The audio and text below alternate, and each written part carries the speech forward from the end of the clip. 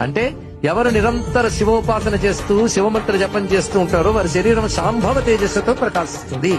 ఆ శాంభవ దీక్షతో ప్రకాశించే శరీరం బాధించడానికి వచ్చే శత్రువులకి జ్వలిస్తున్న అగ్నిజ్వాల్లా కనబడుతుంది. శివభక్తుడు కనబడగానే దేవతలందరూ చూసి ఏం చేస్తారంటే అతను శాంభవ తేజస్సు చూసి నమస్కారం చేస్తారు.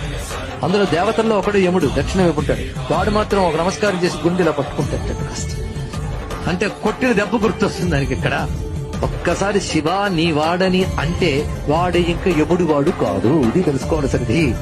త్వమస్మాకం, నేను నీవాడిని నువ్వు నావాడివి, ఒకటే మంత్రం అండి. మన శివుడి వాళ్ళం, శివుడు మనవాడు.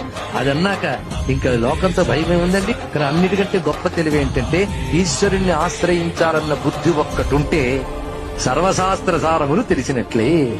కనుక మన పిల్లలకి భగవంతుడిని ఆశ్రయించే లక్షణం ఉందా లేదా అని తెలిస్తే తల్లిదండ్రులు ఆగి బతికి వచ్చండి. ఇంకా వాడి బతుకు పరమేశ్వరుడు చూసుకుంటాడు.